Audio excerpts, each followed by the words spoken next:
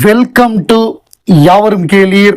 நான் உங்க பத்ரி பேசுறேன். இப்போ பத்திரிகைகள் எப்படின்னா ஏதாவது ஒரு இதை ஃப்ளாஷ் பண்ணணும். இப்போ எது ட்ரெண்டா இருக்கோ அது சம்பந்தமா ஒரு கேள்வியை கேட்டு அதில் ஒரு ட்ரெண்ட் பண்ணி விடணும். அந்த மாதிரி ஒரு பரபரப்பான செய்தி. இப்போ மக்கள் நீதி மய்யம் தலைவர் கமல்ஹாசன் அவர்கள்ட்ட விஜய் சம்பந்தமா ஒரு கேள்வி கேட்டு விஜய்க்கு கமல் சவால், இல்லை விஜய்க்கு கமல் எச்சரிக்கை, விஜய்க்கு கமல் அதிரடி சவால் அப்படின்னு ஏதாவது ஒன்று டைட்டிலை போட்டு விட்டு அதை போடணும். அவர் உள்ள சொல்லியிருந்தது வேறவா இருக்கும், இவங்க மேலே போட்டிருக்கிற டைட்டில் வேற. அது சம்பந்தமா ஒரு கேள்வி கேட்டாலே போதும். அதை தான் இவங்க தொடர்ந்து பண்ணிட்டு இருக்காங்க. அந்த மாதிரி தான் நேற்றுக்கு அப்படிதான் ஒரு கேள்வி கேட்டாங்க. அதாவது என்னன்னா, இவ்வளவு கூட்டம் கூடுதே, இந்த கூடுற கூட்டம் எல்லாம் ஓட்டா மாறுமா அப்படின்னு ஒரு கேள்வி கேட்டாங்க. விஜய்க்கு இவ்வளவு கூட்டம் கூடுதே அப்படின்னு. அதுக்கு அவர் ஜென்ரலா பதில் சொன்னார்.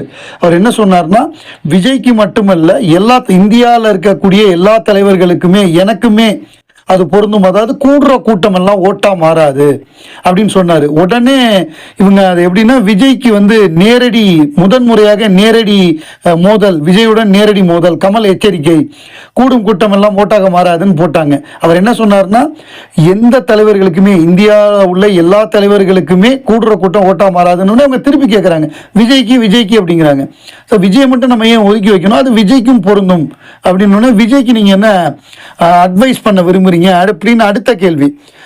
விஜய் மட்டும் இல்லை, எல்லா அரசியல் கட்சி தலைவர்களுக்கும் நான் என்ன சொல்றேன்னா, மக்களுக்கு நல்லது செய்யுங்க அப்படிங்கிறத நான் சொல்ல விரும்புகிறேன் அப்படின்னு அதை சொல்கிறாரு. விஜய்க்கு கமல் ஆலோசனை அப்படிங்கிற மாதிரி அது ஒரு இதை போட்டு விட்டு பரபரப்பாக இது பண்ணி விடுறாங்க. ஸோ இது எப்படின்னா ஒரு ஸ்பைசியாக போடணும். அவர் உள்ள பொதுவாக எல்லாருக்கும் சொன்னதை விஜய்க்கு எச்சரிக்கை விடுத்த மாதிரி சொல்லணுங்கிற மாதிரியாக இவங்க பண்ணுறாங்க. இப்போ ஏற்கனவே சோ அவர்கள் ஒரு முறை பேசியிருந்தார் துக்ளக் ஆண்டு விழாவில்.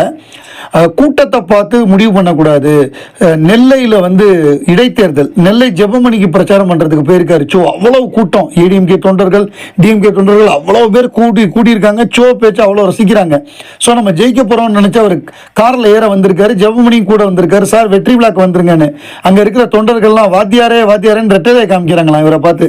சார் என்ன சார் இவங்கெல்லாம் ரெட்டலையை காமிக்கிறாங்க, அதெல்லாம் ஒன்றும் இல்லை அப்படின்னு இருக்காரு. இல்லை சார் எனக்கு என்னமோ இது தப்பாக இருக்குது அப்படின்னோடனே கடைசியில் பார்த்தா அங்கே ரெட்டால தான் ஜெயிச்சுது. எம்ஜிஆர் தான் ஜெயிச்சாரு.